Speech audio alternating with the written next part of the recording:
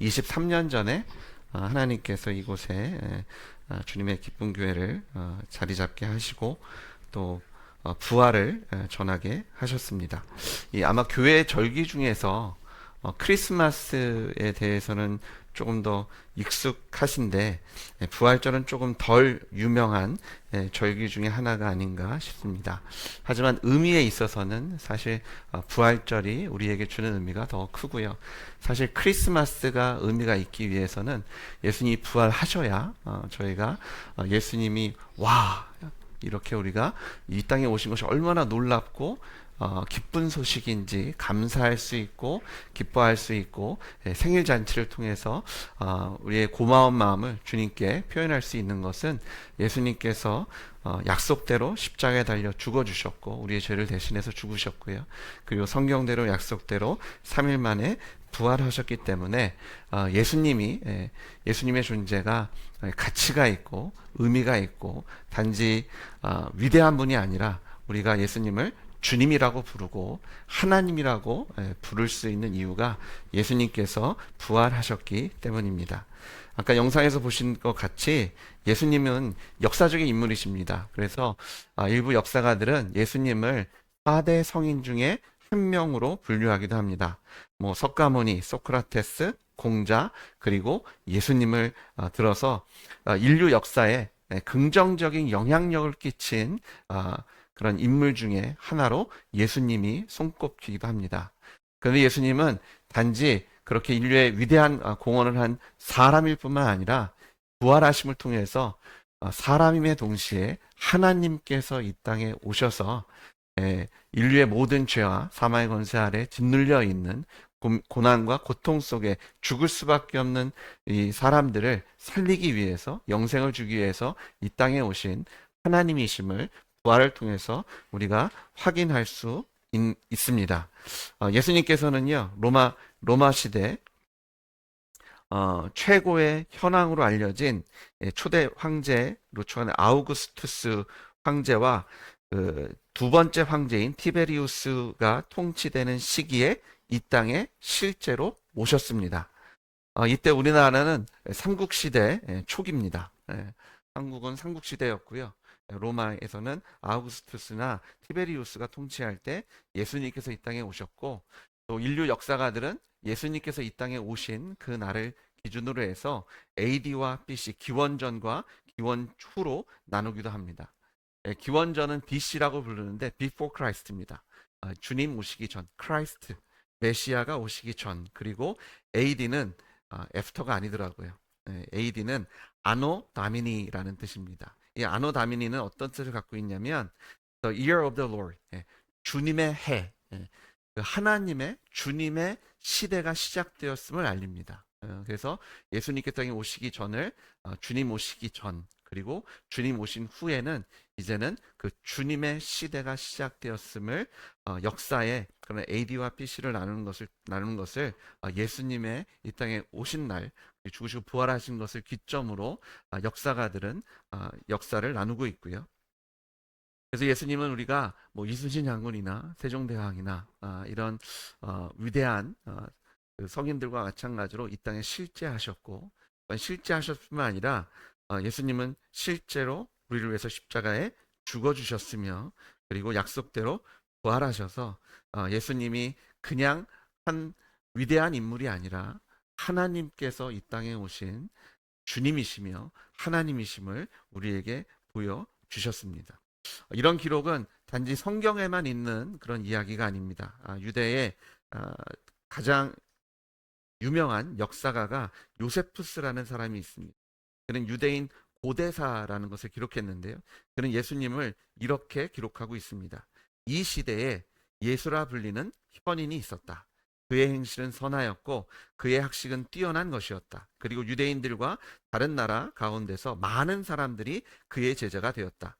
빌라도는 그를 정죄하여 십자가에 못 박혀 죽도록 하였다. 그리고 그의 제자들은 그의 제자 되기를 포기하지 않았다. 그들은 그가 십자가에 못 박혀 죽은 지 3일 만에 그들에게 나타났고 그가 살아났다고 보도하였다. 따라서 그는 아마도 선지자들이 놀라움으로 자세하게 말했던 메시아였을 것이다.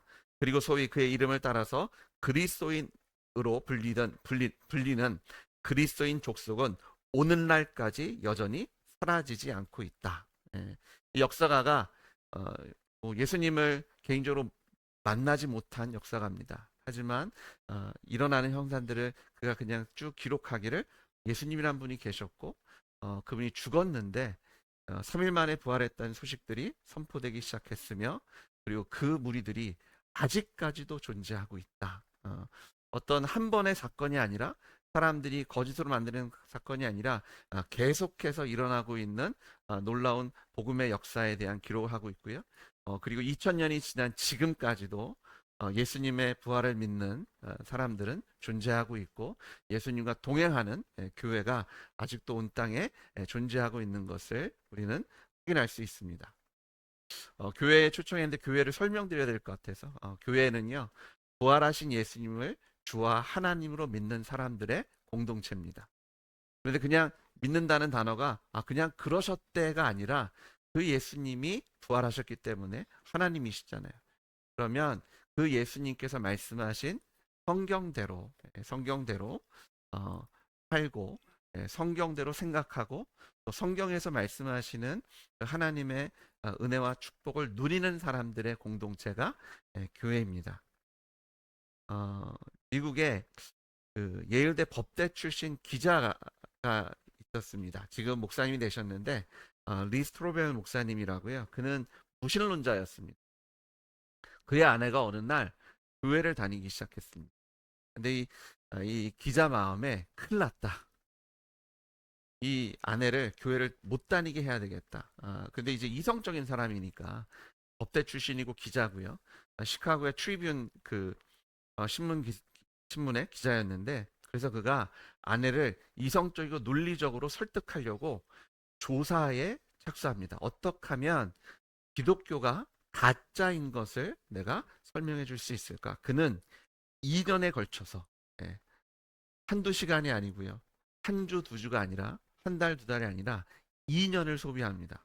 아주 마음에 작정을 하고요. 아내를 더 이상 교회 못 다니게 그냥 한 번에 완전 탁 뿌리 뽑아서 어떤 말도 못하게 그는 연구를 시작합니다. 그래서 많은 사람들을 만나고 많은 자료들을 찾기 시작합니다. 그리고 그가 2년 후에 이런 결론을 내립니다. 기독교의 진실성을 보여주는 불가항력의 증거 앞에서 결국 나는 그리스도인이 되는 쪽보다 무신론을 고수하는 쪽에 더 많은 믿음이 필요함을 깨달았다. 2년의 시간을 들여서 그가 많은 사람들을 만나고 많은 자료들을 찾아봤는데 증거들이 예수님께서 실제하셨고 그분이 죽으셨으며 부활하셨다라는 그 증거가 너무나 차고 넘쳐났기 때문에 예수님을 거부하는 것에 더 많은 믿음이 필요하다. 저희가 어떤 믿음이라는 단어에 대한 잘못된 오해가 있으면 믿음은 그냥 무조건 믿는다라고 생각하잖아요. 증거도 없고 어떤 확실한 그런 단단한 그런 그 기초도 없는데 그냥 믿어 무조건. 근데 이 리스트로벨 목사님이 기자일 때 조사를 해봤더니 오히려 예수님께서 실제 하셨고 존재했고 또 그 삶을 살았던 성경에 설명했던 그런 삶을 사셨으며 또 죽으셨는데 3일 만에 부활하셨다는 증거가 또 넘쳤던 사실 그 어느 역사적 자료나 증거보다 가장 많은 자료를 갖고 있고요. 그리고 초기 자료들이 얼마나 많은지 모릅니다. 어떤 황제에 대한 기록은요, 역사적 기록이 하나밖에 없는 그런 사람도 있습니다. 로마에. 그래서 예수님은 그것도 그런 기록이 한 100년, 200년 후에 쓰여진 기록이고요. 예수님에 대한 기록은 18년부터 60년 사이에 많은 자료들이 존재하고 있으며 하나 한두 개가 아니라 어떤 것은 1000개에서 2000여 개의 그런 자료들이 존재하고 있는 것을 보게 됩니다. 그런 자료뿐만 아니라 그는 사람들을 만나기 시작했습니다. 역사 속에서 아까 영상에 소개했던 것처럼 부활하신 예수님을 만났다는 사람들 실제로 내가 만났습니다. 내가 함께 시간을 보냈습니다. 내가 그분과 함께 밥을 먹었습니다. 그분은 예수님께서 나에게 이런 말씀을 하셨습니다. 그러면 만났나 보다 할 수 있는데요. 그 예수님을 만났다는 부활하신 예수를 만난 사람들마다 나타나는 현상들이 있었는데요. 그들의 삶이 이전과는 달랐다는 겁니다. 예수님의 제자가 12명이 있었습니다. 그 중에 하나는 배반을 하고요. 그리고 그 마음의 짐을 감당하지 못해서 자살을 합니다. 남겨진 11 제자는요, 예수님과 함께 동행할 때에는 당신을 위해서는 생명도 내놓겠습니다 라고 얘기했지만 예수님께서 잡혀가실 때 다 도망갑니다. 어떤 제자는 옷을 챙겨 입을 시간도 없이 두려움 속에 막 뛰어갑니다. 발가벗고. 어떤 제자 하나는요, 수제자 중에 하나 베드로라는 인물이 있는데요. 나는 뭐 예수님을 위해서 내 생명도 내놓겠습니다. 예수님께서 다구기 전에 이 밤에 너는 나를 3번 부인할 거야. 그 얘기를 듣고요, 그는 웃었을 겁니다. 에이, 나를 모르시나. 다혈질적인 사람이었고요, 자신감이 충만했던 사람입니다. 그조차도 예수님이 사로잡히는 그 밤에 예수님을 3번 부인합니다. 저주까지 합니다. 왜 나한테 모함을 하냐고. 나는 그런 사람, 예수라는 사람을 알지도 못한다고. 그랬던 제자들이요, 부활하신 예수님을 만난 후에는 자신들의 생명과 자신의 모든 것을 걸고 예수님이 부활하셨습니다. 부활하신 예수님은 나의 주님이시며 하나님이심을 선포하며 하나님의 모든 말씀, 신약과 구약에 있는 성경의 말씀을 순종하며 살아가게 됩니다. 대부분의 제자들은요, 순교합니다. 복음을 전하다가 그리고 그냥 자기가 사는 동네에서만 전한 것이 아니라 전설에 의하면 도마 같은 인물은 인도까지, 예루살렘에서 인도까지 가서 복음을 전했다라는 기록이 있고요. 그리고 사도 바울 같은 경우는 이 로마 당시에 지배했던 전역을 돌아다니면서 교회를 세우고 복음을 전합니다. 사실 사도 바울은요, 처음에는 예수님과 교회를 핍박했던 사람입니다. 이건 가짜야. 너희들은 거짓말을 하고 있어. 사도 바울이 직접 부활하신 예수님을 만납니다. 예수님께서 사도 바울을 찾아오세요. 너 왜 나를 핍박하느냐? 누구십니까? 제가 누구라고 당신을 핍박하냐? 나는 네가 핍박하는 예수다. 그 부활하신 예수님을 만난 사도 바울이요, 핍박하고 교인들을 사로잡혀서 감옥에 던져 넣었던 사람이 자신의 생명과 자신의 모든 것을 걸고 예수님의 부활의 소식을 전하고 교회를 세우는데 전 인생을 내어놓고 그런 변화된 삶을 사는 것을 성경 속에서, 역사 속에서 발견하게 됩니다. 예수님은 실제 하셨습니다. 이 땅에 정말 사셨고요. 그리고 성경 말씀대로 놀라운 기적과 그리고 천국 복음을 선포해 주셨습니다. 그런데 이 당시에 예수님과 같은 사람들이 몇몇 있었습니다. 유대 역사 속에서요, 메시아에 대한 약속이 있습니다. 구원자가 오실 거예요. 사실 우리 인생 힘들잖아요. 예. 누군가 나를 좀 구원해 줬으면 좋겠다. 근데 성경에 메시아가 존재하니까 그런 메시아를 얼마나 기대하고 고대했겠어요. 그런 와중에 어떤 사람이 일어나서 내가 그이다, 나를 따르라 했던 사람들도 있었습니다. 그리고 성경에 기록이 있잖아요. 이런 모습으로 살아갈 거야. 그것을 흉내낸 사람들도 있었습니다. 근데 그들이 흉내낼 수 없었던 한 가지가 있었어요. 그들은 죽었는데요, 그것으로 끝이었습니다. 예수님만이 성경대로 사셨고 우리의 죄를 대신해 죽어주셨을 뿐만 아니라 부활하셔서 예수님이 약속된 메시아, 하나님의 독생자이시며 이 땅을 창조하신 창조주이시며 이 땅을 주장하시는 주권자이심을 확인하시고 선포해 주셨습니다. 로마서 1장 4절에 보시면 성결의 영으로는 죽은 자들 가운데서 부활하사 능력으로 하나님의 아들로 선포되셨으니 곧 우리 주 예수 그리스도시니라. 아멘. 부활하셔서 예수님이 하나님의 아들, 하나님으로 선포되어졌다라고 성경은 기록하고 선포하고 있습니다. 왜 이렇게 우리가 부활에 대해서 강조하냐면 부활은 예수님이 누구신지를 우리에게 정확히 설명해주고 확증해주고 있기 때문입니다. 부활하신 예수님은 창조주 하나님이십니다. 이 땅을 창조하신 분입니다. 저희가 교회에 오시면 죄라는 말을 많이 들으시죠? 그렇게 왜 이렇게 죄인이라고 그러는지. 여러분 죄인이십니까? 이게 피부로 느껴지세요? 죄인하면 어떤 그런 그림이 여러분 머리에 그려지세요? 도둑질을 하거나 사기를 치거나 어떤 다른 사람을 나쁘게 하는 그런 그림들이 그려지시죠? 성경은 그것은 죄악이라고 설명합니다. 사실 근본적인 그런 죄악들, 사람들이 생각하는 윤리 도덕적으로 나쁜 일을 할 수밖에 없는 사람의 그런 죄성을 끌어내는 아주 근본적인 이유가 하나 더 있는데요. 성경 그것을 근본죄라고 얘기하는데요. 그 근본죄는 하나님을 믿지 않는 것이 죄입니다. 하나님을 마음에 두기 싫어하는 것이 죄고요. 내가 주인 된 것이 죄라고 얘기합니다. 내가 주인 된 것이 왜 죄냐면 하나님이 부활하신 예수님이 창조주시잖아요. 그런 창조주가 이 온 세상의 주인이신 것이 당연하죠. 창조하셨잖아요. 그분이 설계하고 만드셨습니다. 그 창조주 하나님이 이 세상을 소유하고 계시고요. 그 창조주 하나님이 기준이십니다.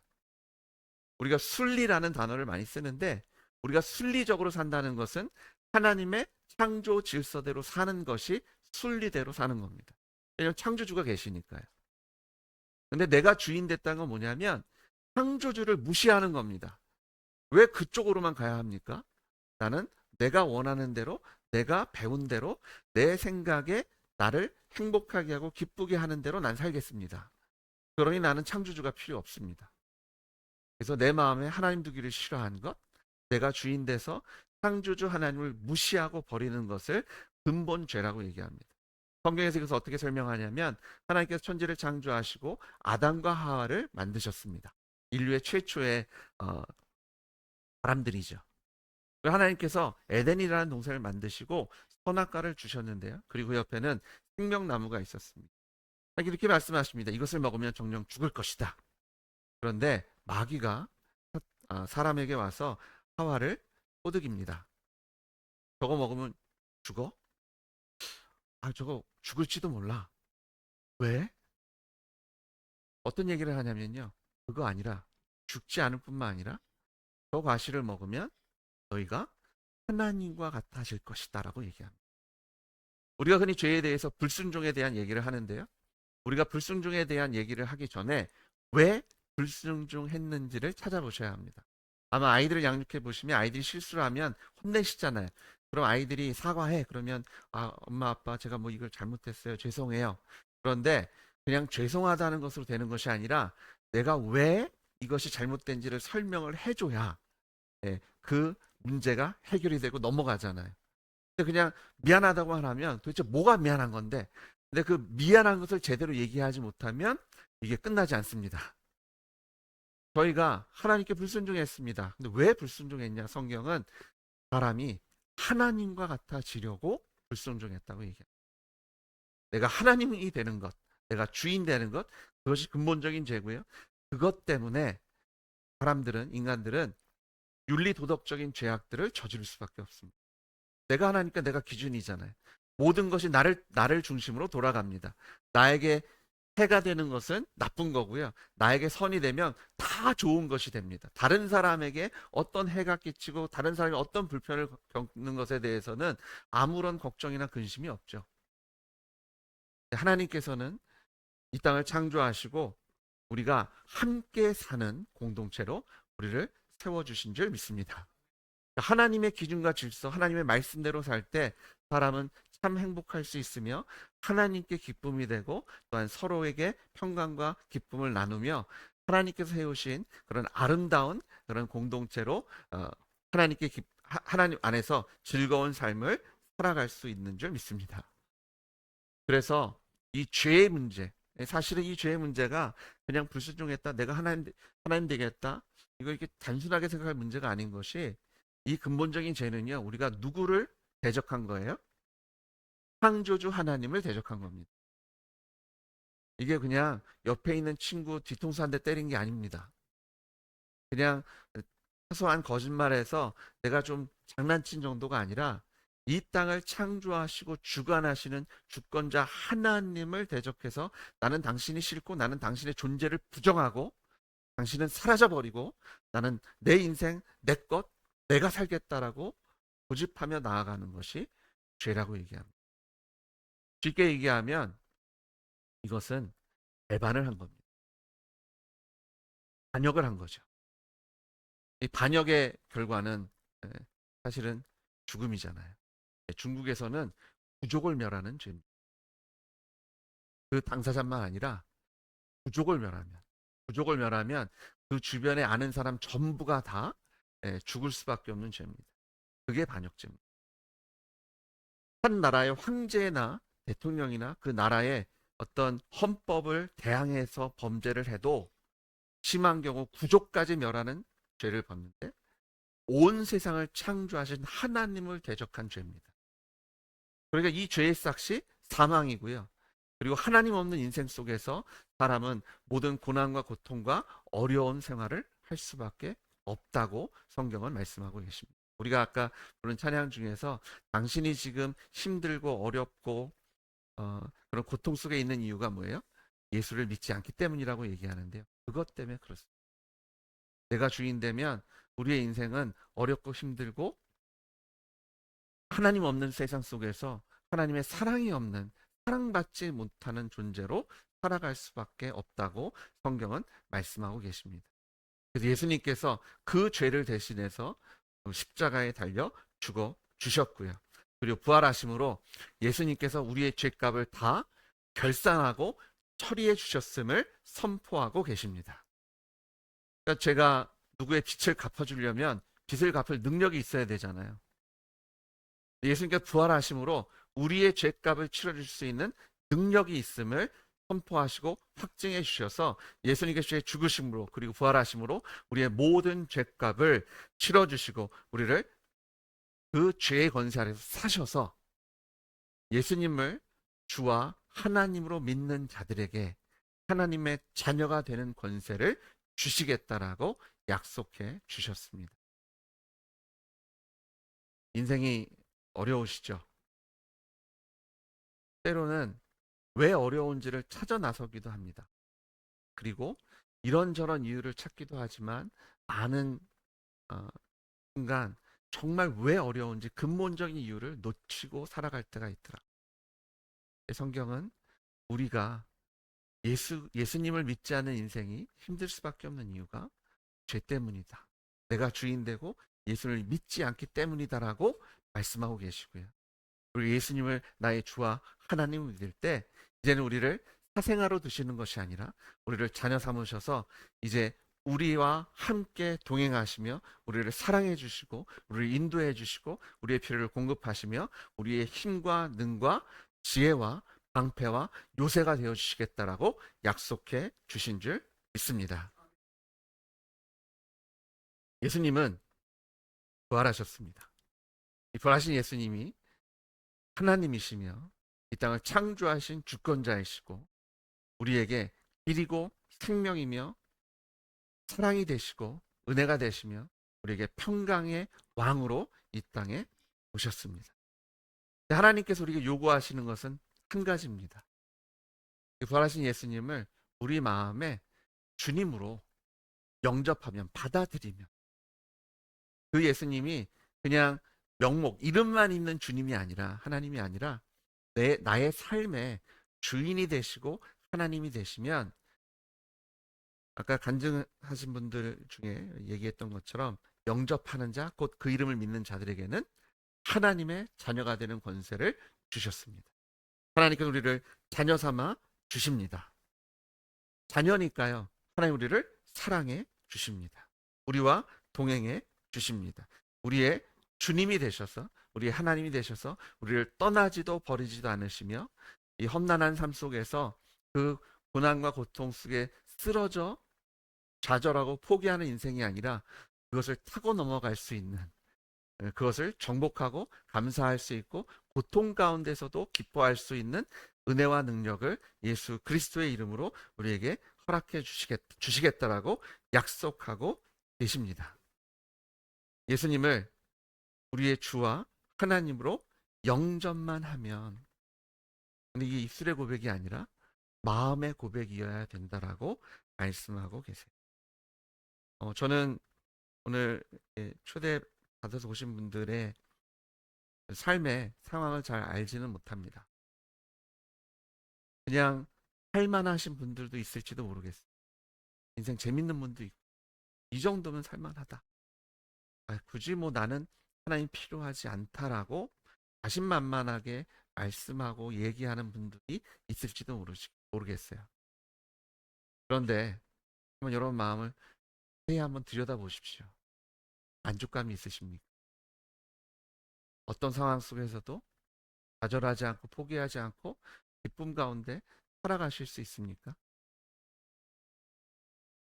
저는 안 되더라고요. 많은 역사가 사람은 혼자 살 수 없다라고 얘기합니다. 사람 인자를 들어서 많은 분들이 설명하잖아요. 사람은 서로 기대는 존재입니다. 그런데 사람한테 기대 보셨죠? 저희 아내가 저와 결혼한 지 이제 25년이 지났습니다. 아마 저랑 결혼하고 이런 얘기 했을 겁니다. 세상 믿을 놈 하나 없네. 제가 완벽하지 않습니다. 저에게 부족함이 있습니다. 그냥 부족함 정도가 아니라 아유 저거 고쳐지지도 않고 어떡하나 이런 변하지 않는 저의 습관이 있습니다. 저는 식사할 때 말을 잘하지 않습니다. 요즘 저희 아버지가 가끔 저희 집에 오셔서 같이 식사를 하는데 그러더라고요. 아버지랑 똑같네. 저희가 식사하면서 얘기를 하지 않습니다. 근데 이거는요 너무 귀여운 저의 치부입니다. 웃으면서 할 수 있는 이야기.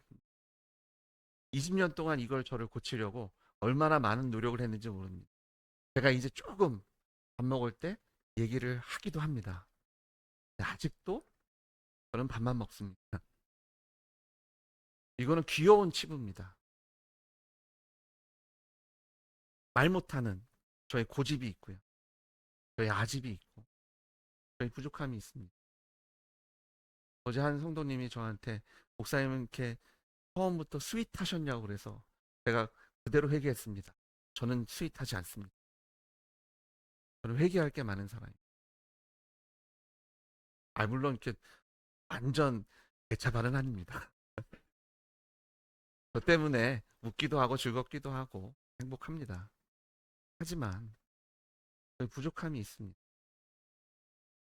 그래서 하나님께서는요, 우리가 이 부족함을 채우려고 돕는 배필로 사람을 또 주셨습니다. 부부가 되게 하셨습니다. 공동체를 삼아 주셨습니다. 그런데 사람 의지해 보셨겠지만 세상 믿을 사람 입니다. 어느 정도입니다. 서로 사랑하죠. 저희가 어느 정도 믿을 수 있습니다. 그런데 우리의 그냥 인생 전체 아니요. 어쩌면 이 땅에 살고 있는 동안 내 생명을 맡길 수 있는 사람도 있습니다. 하지만 나의 영생을 맡기고 의지할 수 있는 사람은 하지 않습니다.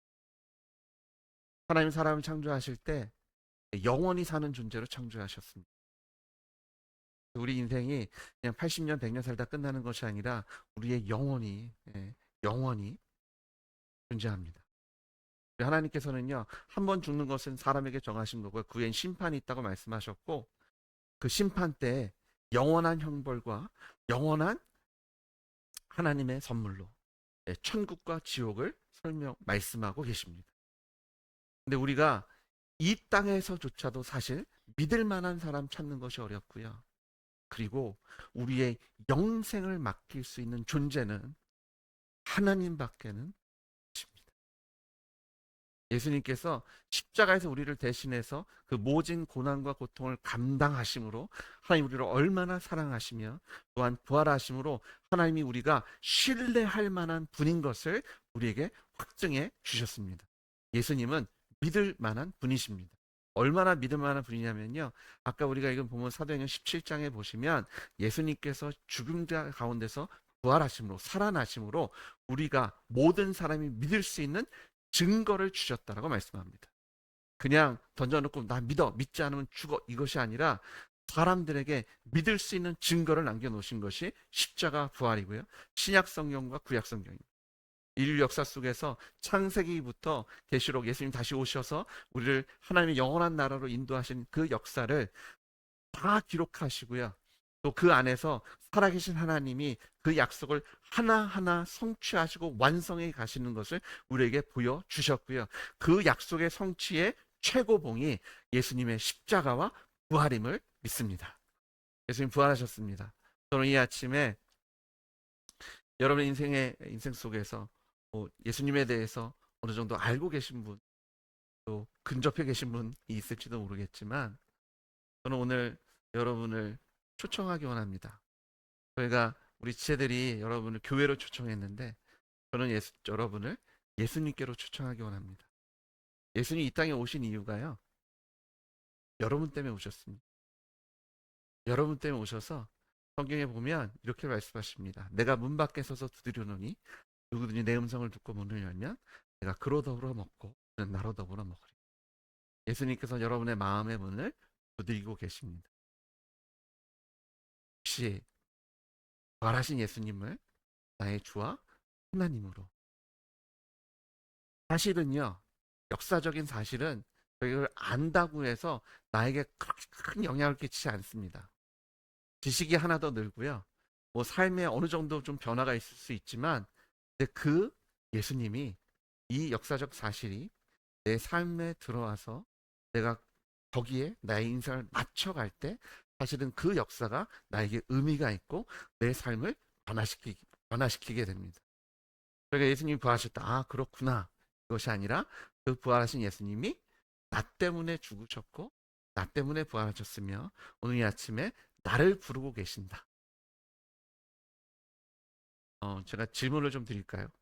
혹시 오늘 이 아침에 여러분의 마음의 문을 두드리고 계시는 부활하신 예수님을 만나기 원하시는 분 손을 들어 표현해 주시면 제가 어, 조금 더 자세하게 설명해 드리고 같이 기도하는 시간을 가졌으면 좋겠습니다. 부담 드리려고 하는 것이 아니라 어, 표현해 주시면 저희가 함께 주님을 만나는 그 과정 속에서 우리 교회가 도와드릴 겁니다. 그리고 나는 더 이상 도움이 필요하지 않고 나는 오늘 이 아침에 예수를 나의 주님으로 영접하고 싶다 하시는 분도 표해 주시면 오늘 이 아침에 같이 기도함으로 예수를 나의 주 하나님으로 영접함으로 하나님께서 우리를 위해서, 여러분을 위해서 준비해 놓으신 자녀의 권세와 복을 함께 누리는 그런 귀한 아침 되기를 제가 소원하고 기도합니다. 눈 뜨고 대답하기가 불안하세요? 이거 사실 이게 뭐 눈치 볼 일이 아니거든요. 혹시 손님이건 저희 지체들이건 한 번도 예수를 내 마음의 주님으로 영접하신 일이 없고 혹은 내가 영접한 줄 알았는데 예수님이 내가 주인 된 죄 때문에 죽으셨구나. 그거를 모르셨던 분이 있다면 그 예수님을 내 마음으로 영접할 때 그런 뭐로 영접해야 돼요? 누구로? 위에 주님 하나님으로 영접하셔야 됩니다. 이 성경 말씀이 이제 나에게 의미가 있고 이것이 나의 삶의 기준이 되고 나의 기쁨이 되게 하십니다. 정말 예수님을 내 인생의 주와 하나님으로 영접하고자 하시는 분이라면 손을 들어서 좀 표현해 주시면 높게 안 드셔도 됩니다. 손을 좀 들어주시면 제가 확인하고 제가 나중에 개인적으로 조금 더 만나서 대화하기 원합니다. 네. 눈을 감고 한번 다시 한번 볼까요? 한번 눈을 다 감고요. 주님만 저는 눈을 뜨겠습니다. 주님과 어, 여러분 안에서 혹시 제가 그냥 마지막 한 번만 더 물을게요. 예수님을 주와 하나님으로 영접하고자 하는 분 있으시면 잠깐 손을 들어 표해 주십시오. 예. 그럼 혹시 아직은 좀 알아봐야 되겠습니다. 조금 더 예수님이 누구신지를 좀 알고자 하시는 분이 있으면 표현해 주시면 저와 우리 교회가 네, 감사합니다. 예수님을 조금 더 알아보기 원하는 분이 있으면 한 번 더 표현해 주시면 네, 제가 잠깐 기도하겠습니다. 하나님, 오늘 23년 전에 주님의 교회를 세우시고 또 기쁨으로 우리를 통해서 영광 받아주셔서 감사를 드립니다. 우리 교회가 계속해서 주님의 기쁨이 되기 원하고 오늘 오신 어, 하나님의 사랑하는 주님의 어, 주님께서 보내주신 우리 손님들이 또 예수님을 알고 만나고 또 예수님을 또 주님으로 고백하는 자리까지 하나님께서 사랑으로 인도해 주시기를 간절히 간구하고 기도합니다. 주님 감사합니다. 예수를 이 땅에 보내주셔서 우리의 죄를 소멸해 주시고 부활하신 예수님과 함께 영원한 나라를 누리게 하셨습니다. 예수님의 이름으로 기도드렸습니다.